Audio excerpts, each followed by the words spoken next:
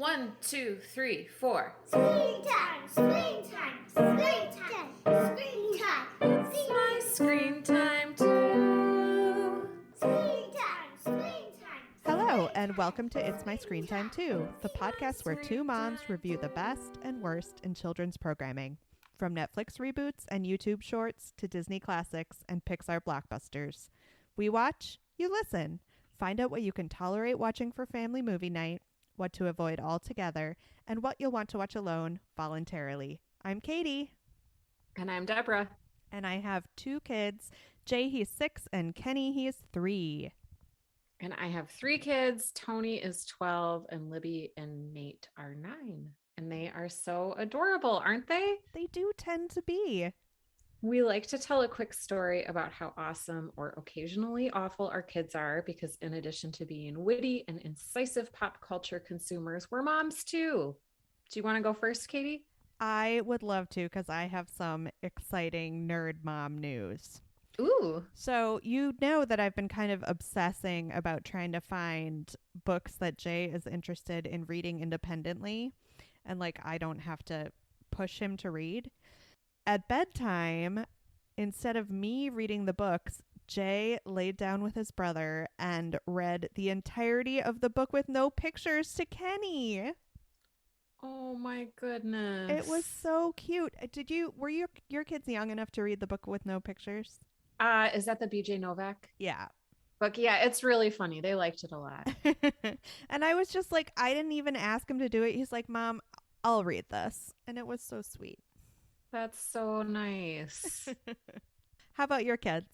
Mine is also reading related. So Libby and Nate have a readathon at their school. I may have mentioned it last time. It's like a competition on who can get the most minutes.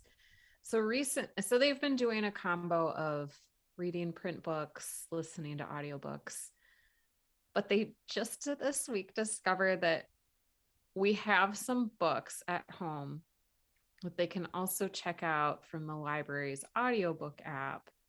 So they've been listening to the book and looking at the print book so they can just absorb the pictures and listen to the audio, which on one hand is kind of a clever way to do it, because if you're reading a graphic novel, it does take longer if you read the words and look at the pictures. But on the other hand, is that just kind of lazy?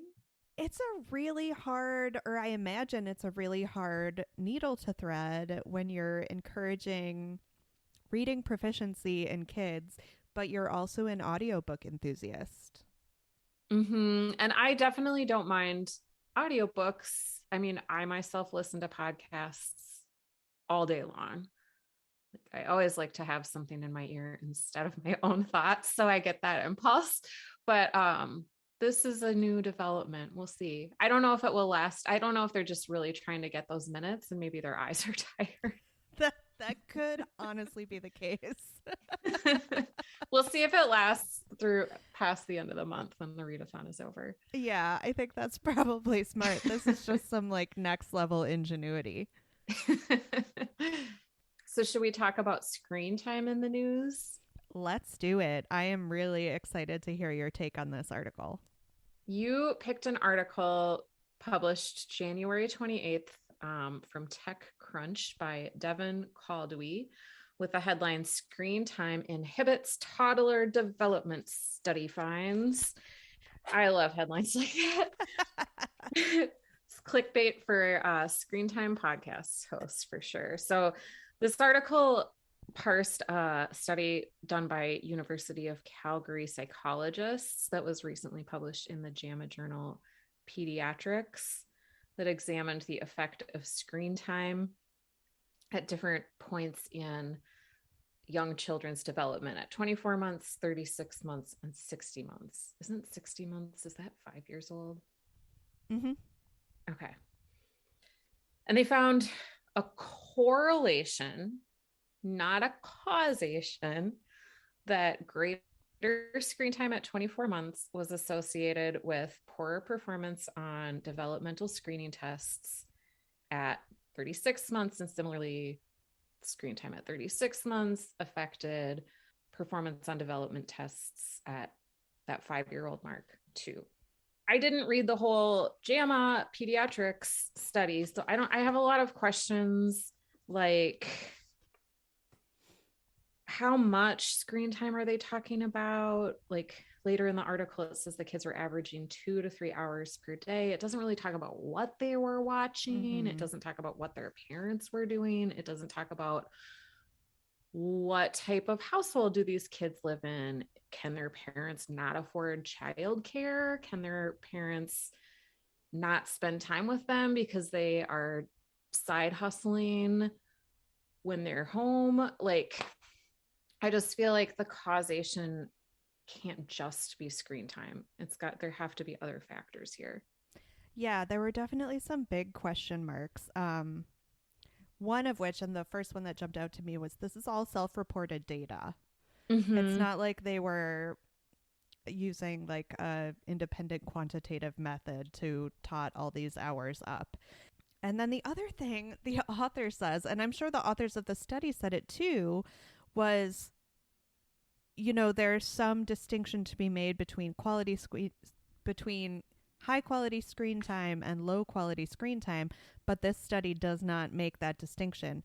But then the article certainly goes on to imply, and I don't know if the study does this as well, that they're primarily talking about like passive screen time, like sitting in front of a television show. Did you get that impression from the article? I wasn't really, it just was so non-specific about how they defined screen time. Like, is it a kid in a back seat with an iPad whose parent has a long commute to their daycare?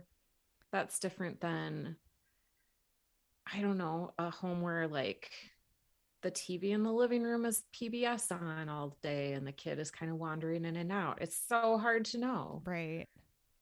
So here's my follow-up question to that for you. Is this kind of non-specific lumping of screen time study an important first step to getting to more of that specificity? Or have we already moved past the point of this being useful? Like, do we need to just jump to a higher level of specificity and be like, this is what we found for kids that spend 3 hours on an iPad watching YouTube all day? Yeah, maybe. I feel like the American Academy of Pediatrics has pretty good guidelines that are probably research based, although maybe that research is a little old. Maybe this does need to be studied. I just kept thinking while I was reading this article about that study that just came out about, was sort of a test of universal basic income, where researchers gave like some parents like a kind of a lot of money per month, and then some parents like, I don't know if it was like no money or less money, and like, surprise, the children of the parents who got a bigger chunk of money like were happier and healthier after a year or whatever, because the parents didn't have to worry about money as much. Like, to me, that's like such a more useful use of researchers' study time than, I don't know, this like very ambiguous to me seeming study. But I don't know if we can actually get the full text of this article. It'd be interesting to see how they actually measured the self-reported screen time. Yeah, this might just be a matter of how the media is reporting this, because it should be said that like this study was covered, or at least popped up in headlines for a number of different news outlets. So it's not just TechCrunch that was reporting this. And, it's all about what gets those clicks. And parents are terrified of screen time right now. So, of course, they're going to click on this article that is going to tell them just exactly what they feared, which is either going to reinforce their feelings that they're doing it wrong, or make them feel even more sanctimonious about doing it, quote unquote, right. I don't know if the articles are helpful, but you're right. That's not to say that the study is not useful. We should make that distinction. Are you able to read articles like this from like such a place of peaceful remove now that your kids are like kind of out of the danger zone? Things move so quickly. Like, Tony was just telling his younger brother and sister, like, the iPad wasn't even invented when I was born, which is true. And they were like, whoa. So I do feel a little bit, I just think like everything has been ramped up with smartphones and iPads. And like, it wasn't like that 12 years ago when I had like a baby and a toddler. It was like a little bit of PBS Kids in the afternoon, and that was about all we had to worry about when he was like in that just getting introduced to media stage. Right. I think it's harder for parents now. More tech, more problems. Yep. So, follow up from last episode, I have to confess, I have not watched any more Hotel Transylvania movies, charmed though I was by Transformania. And I also haven't introduced Tony to Billy Madison or Happy Gilmore. Oh, man. It's just been a short 2 weeks since we last recorded, so there's still time. Yeah, it's busy. We're all busy. Speaking of busy, let's busily get into our main topic, shall we? Okay. All right. This week we are talking about Big Nate, which premiered on February 17th, 2022 on Paramount Plus. It's produced by Nickelodeon Animation Studios, and there are so far 8 half-hour episodes. It looks like there were also some shorts that aired on Nickelodeon earlier this year. The show is done in 3D style computer animation, which is done by Zentrix Studios, the same animation studio that did the what I consider to be truly unsettling looking Rugrats reboot for Paramount Plus. Have you caught any of this or seen any of the art from this? I've just seen ads on Paramount Plus and it looks not good. Yeah, it's pretty scary looking because when you think about the characters on the original Rugrats, like they weren't necessarily made to look true to life, but then you take those renderings and you make them 3D, and it's just kind of the stuff of nightmares to me, at least. Yeah. It's unappealing. Rugrats is not our topic today. We're talking about Big Nate, which is based on a comic strip turned children's book series by Lincoln Pierce. And the strip first appeared in 1991. So this is a show about a middle schooler. Yes, he's a middle schooler, right? Okay. A middle schooler named Nate Wright and his friends. And Nate's big claim to fame is that he is a top-notch prankster. So he's always getting into trouble with the school establishment, and the episodes follow his adventures and, to a slightly lesser degree, those of his teenage big sister and sad sack dad. We picked it because obviously we could not pass up a show about a kid named Nate. Had to be on our list. We watched, or rather attempted to watch, the first 3 episodes. Episode 1, The Legend of the Gunting. Episode 2, Go Nate, It's Your Birthday. I have to say it with that intonation. That really had to happen. And episode 3, Valentine's Day of Horror. I will confess here, as I did to Deborah before we taped, that I was only able to watch the first 2 episodes, not for lack of trying. My internet totally punked out last night. I had to make the kids watch cable because there were no streaming services available. Oof. Yeah. So as usual, we'll go through the episodes one by one and then move on to our more general thoughts. Deborah, do you want to take us through The Legend of the Gunting? Sure. In this first episode, we meet the entire cast of characters. Nate is not a great student. He's always getting into trouble. And in this episode, he narrowly avoids expulsion from school, which they call being gunted, after a former student had been suspended for like 5 days in a row and then never returned to the school, despite a new student who's posing as like a wealthy son of a famous family who's trying to sabotage Nate and the school. What did you think of this episode? I had no idea what to think of this series going in because I had never read any of the comic strips or children's books on which it's based. So I was going in completely blind. I will get into this more in our general thoughts, but like I am not really on board with Prankster as protagonist because Mhm. I hate pranks. And it has nothing to do with my status as a mother and like what I want my kids to be doing. I have hated pranks my entire life. How did these cruel, mean-spirited jokes get labeled as something that's supposed to be fun and enjoyed by everyone? I don't understand. That being said, the episode was unexpectedly funny. Yeah, I think Big Nate is in the model of like a Dennis the Menace. You root for him, but you know he's just making bad choices. I don't know if I have that in me.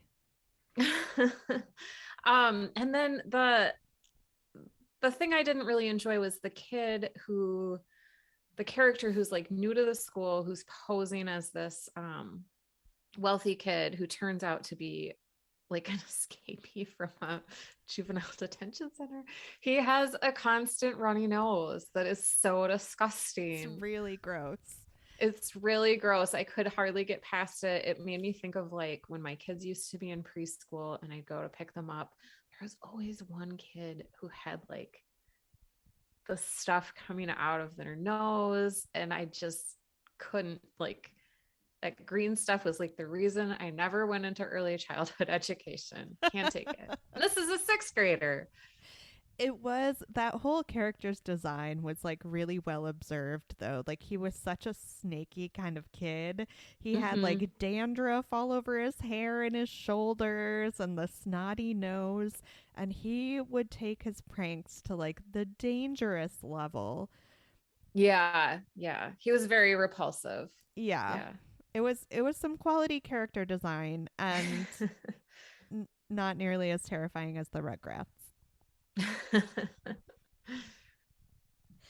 Any other thoughts specific to the Legend of the Gunting? I'm okay moving on to episode 2. Okay, so in Go Nate, It's Your Birthday. It's obviously Nate's birthday, and his dad feels guilty that he didn't get him a fancy present, so gives him his credit card and tells him that he can get something as long as it's under $50, which Nate takes to mean that he can get as much stuff from as many different places as long as every time he swipes the credit card it's under $50. So he ends up maxing out his dad's credit card. He joins this town sled dog race in attempt to like make the money back, and he doesn't win, so he eventually has to fess up to his dad.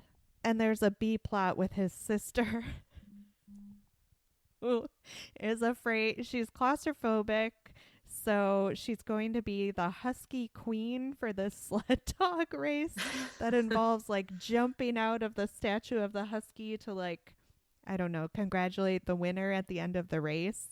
But she has to overcome her fear of tight spaces, which her dad helps her do. And there are a lot of quite funny physical gags with her being squeezed into really improbably tight spaces. Mm-hmm. I liked the B plot. I liked that the dad was so open about his mental health issues, because he was like, hey, I have anxiety. Here's how I've overcome it. He admits that like the reason he gives Nate his credit card is because he's afraid of what could happen if he gives Nate not such a great birthday celebration. I don't know. I felt myself empathizing with the dad a lot in this one. For sure. There are some extremely specific choices made in this show that I found really enjoyable. Like, Nate's dad has this whole side conversation with an imagined version of himself that's wearing a barrel. You know, like those old-timey cartoons where someone will be naked wearing like a barrel on suspender straps? Mm-hmm. Like, why? Where? And it was just so great, and again, so weirdly specific that it worked. Mm-hmm. So should we? I can summarize. I can tell you about episode 3, Valentine's Day of Horror. Yeah, if you wouldn't mind. I'm so sorry again about missing it. No worries. I think in the past I've skipped third episodes just because I got bored. All right, that makes me feel better. Thanks. So Nate has a crush on another student named Jenny, and the principal of Nate's school has to pass a school inspection, and both of their quests so Nate's quest for Jenny, the principal's quest for clean up to code school, they're both thwarted by like a poisoned pizza delivery where everybody in the school gets severe food poisoning. There's a lot of vomiting. Ooh, yeah, sounds like. And I know that's your favorite thing. Oof. Gross out humor is tops for Deborah. I mean, right below this one, I wrote too gross for me. There was a little funny bit of dialogue. I think it was the principal was talking disparagingly about the holiday and said something like love and its super spreader Valentine's Day. And I liked that like new vocabulary term we've all absorbed in the last 2 years put to that use. It was funny. Yeah, you so rarely hear the word super spreader used in a comedic sense. And speaking of character specificity, the same can be said of the principal. In the pilot episode, there's this whole thing about he really wants extra money for the school to make a drone racetrack and how he's obsessed with drones. And at one point, the kids break into his office and he has like a stack of super drone specific magazines.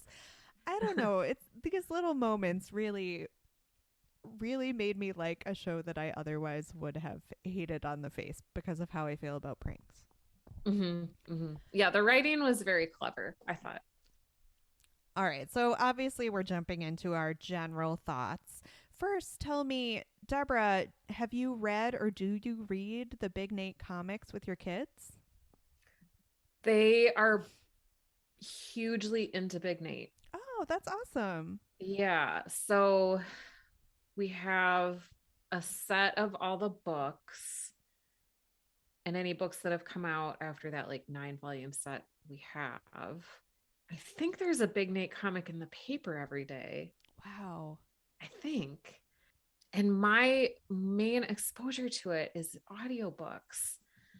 So my kids check out Big Nate books from the library's audiobook system. They listen to them, but I cannot stand the books because the narrator's voice. Oh no. It's like a middle-aged man posing as a middle schooler. And so it's like not believable. And Big Nate, as a narrator of his own books, is like more mean-spirited than the Big Nate in this show. I think because it's older, like there's a substitute teacher called Mrs. Godfrey, and she is, I don't know, one of Big Nate's main antagonists. And the way he treats her in the books is so like fat phobic, misogynist, ageist. I don't care for Big Nate, the books. So here's my question. Are the books like, when you read them and you don't listen to them, are they like graphic novels? That is a good question. I think they're sort of like Diary of a Wimpy Kid. They're like a combo. Okay, because like I can't imagine sitting down and listening to an audiobook of a graphic novel would be very satisfying. Yeah, I think there's blocks of text and illustrations. Okay. That makes more sense, I guess. So your kids love it, but you hate it. Yeah, and we were all excited to watch this Big Nate show because it's a big part of our reading lives, I guess, listening lives. Plus, I have a child named Nate. He likes Nate because he's named Nate. So, with this wealth of Big Nate experience behind you, how did you feel about the show? Did you like it? I liked the first episode a lot. The second was fine. The third one was just too gross for me. And I think that gross out factor is big with elementary school kids who like aspire to middle school. Right. but this show might not be for me. Yeah. I really responded well to the writing. I love the way the characters were written, but as far as like the overarching structure of the show, I don't think it's for me either, obviously, given how I feel about pranksters. Yeah. My first workplace out of college was big into pranks, and I think it scarred me forever. Like, this was my first lesson in being like a real honest to goodness adult with responsibilities, and people were like wrapping people's offices with sandwich paper. It was awful. That's really weird. It still stresses me out to think about it, however many years later. So, were there any of the characters that you particularly loved or hated? Were you just so relieved to hear Nate being like an actual kid voice? I was truly happy that it wasn't that middle-aged whiny man who narrates the books. I liked, besides the dad, and I also liked that he's a single dad. I think that's a representation we don't see a lot of. Mm-hmm.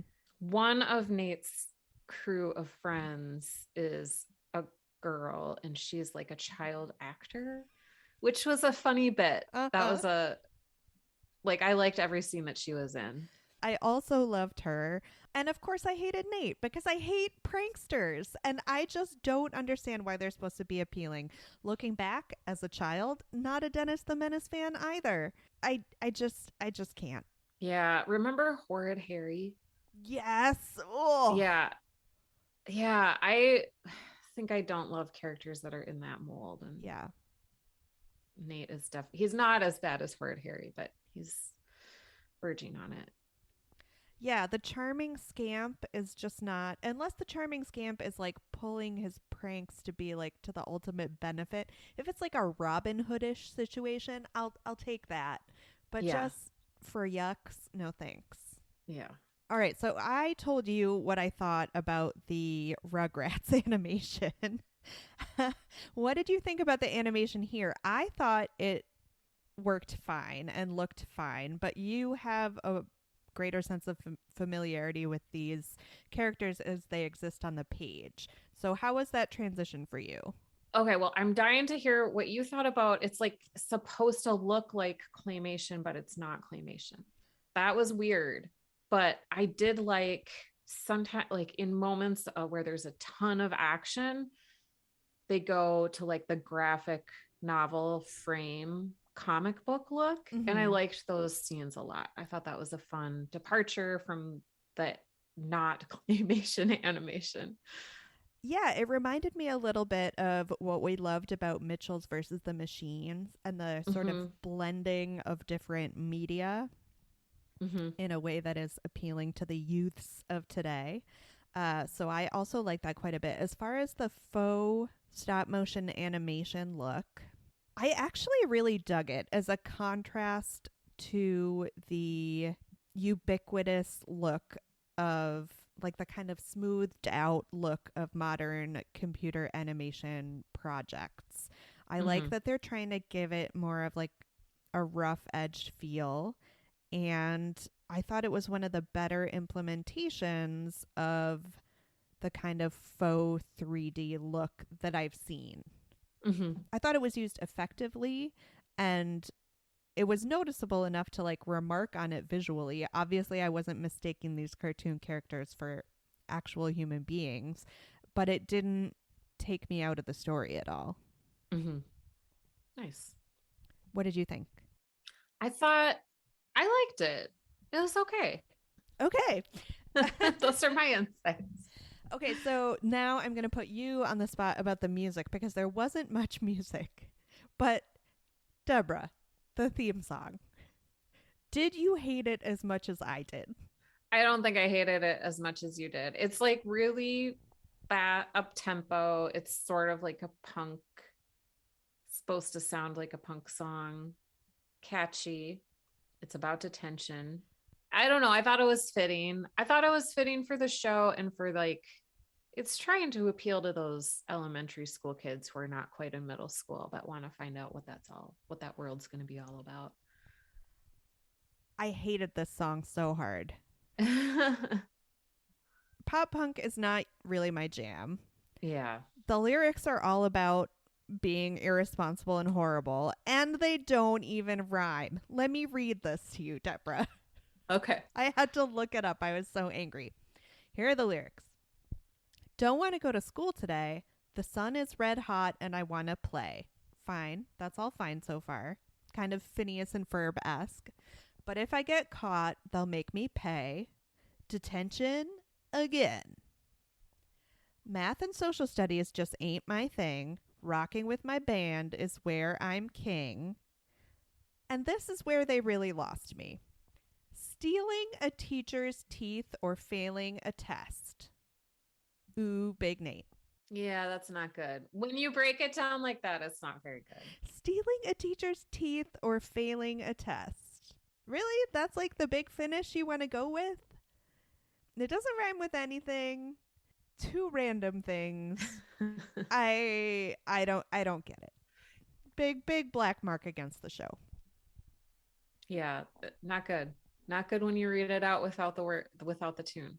Thanks. I'm not sure it was good with the tune, but I wasn't about to try singing on this podcast. You're welcome. Any thoughts on the length and structure? 22 minutes long, great episode length. I can stomach it. If my kids like really want to watch this, I could watch an episode with them, even if it was gross. Did you notice at all that the plots of the episodes corresponded to the plots of any of the comics you've read? Or did your kids See, I mention haven't it? paid enough. I haven't paid because this is Big Nate is something my kids can read and listen to independently. So I haven't paid enough attention to the macro plot. I've just been annoyed by the microaggressions against Mrs. Bodfrey. Yeah. And whereas I feel like the opposite was almost true of me watching this show, is that I was very appreciative of the little beats, and that made it much more tolerable. Were you able to compare this to any shows or movies for grown-ups? I thought of two characters. So I thought of the protagonist from The Office, because he's a real subversive element in that corporate structure in a way that makes him a hero. Oh, I also thought of Killing Eve, because Villanelle, the antagonist of that show, like she just doesn't care. She doesn't care, much in the way that Nate is like, I'm going to use this credit card even though I know it's wrong. But she is explicitly a sociopath. Well, Nate, are you a budding sociopath? we'll see where Nate ends up in 10 years. So what were you able to compare it to? Well, I was just thinking about movies and TV in which adults behave like irresponsible children. So I thought of Old School, and also this movie that I've been meaning to see but still haven't seen, and I'm not going to remember the title, so this is going to be a useless comparison. I think it stars maybe Jason Bateman and maybe Rachel McAdams, and it's like adult friends get together to play a really elaborate game, and it's a comedy, and I've kind of wanted to see it, but I haven't. Okay. I love Jason Bateman. We're so different. I know.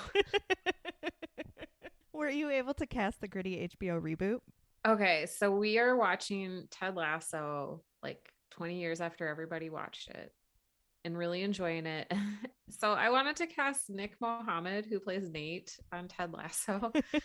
And I would cast him as like a bad middle school substitute teacher who hates the rules and leads the kids astray, in the mold of a Dennis the Menace / Horrid Harry / Big Nate, but who's a grown up. Wow, that gives me such anxiety that there would be a teacher in my kid's life that was leading them astray in this way. I'm stressed out already, but I would probably make it through the pilot episode at least. But it would be funny because that actor, he just is so like, I don't know if what he's like in real life, but the Nate he plays on Ted Lasso is such a rule follower and so earnest and sincere. Have you made it to the end of Ted Lasso? We're in the middle of the second season. Oh, I'm so jealous that you're getting to experience that for the first time. Were you able to cast the gritty HBO reboot?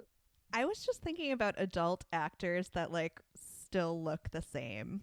So I would cast Joseph Gordon-Levitt as Big Nate. And I would cast Gabrielle Union as his cashew dressing actor friend.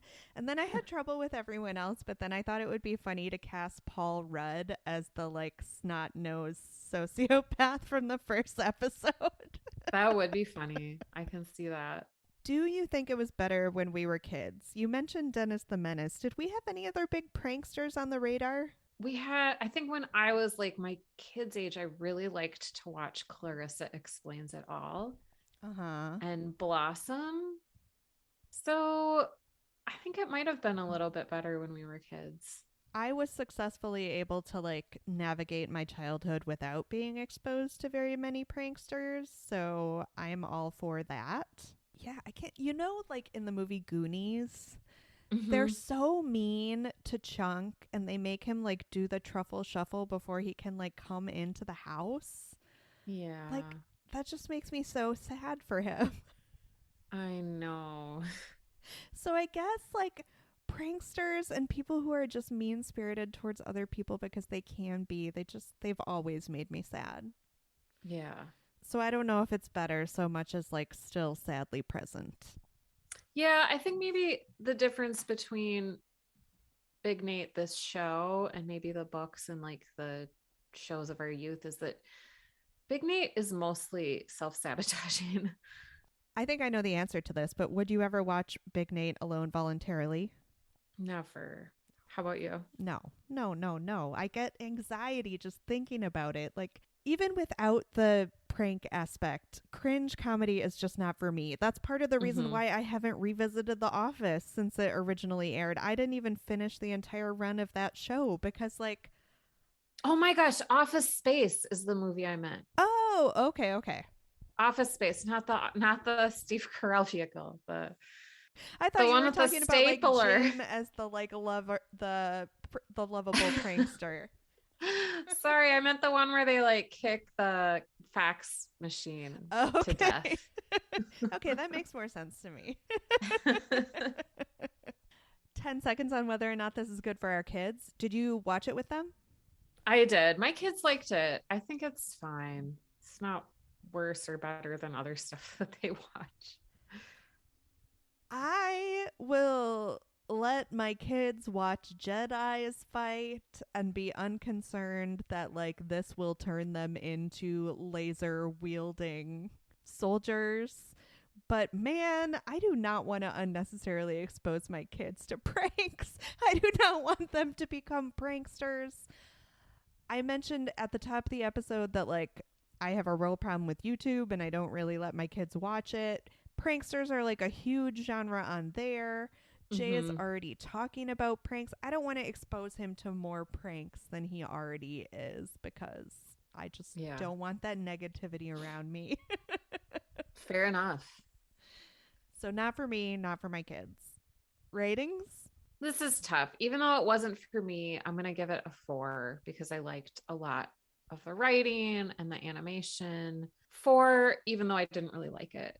Yeah, it's so hard. I agree with you on both of those points. Like, I'll be a little bit more miserly and give it a 3.5, but I couldn't even just give it a straight 3 because the writing was so sharp and the animation was so innovative Mm-hmm.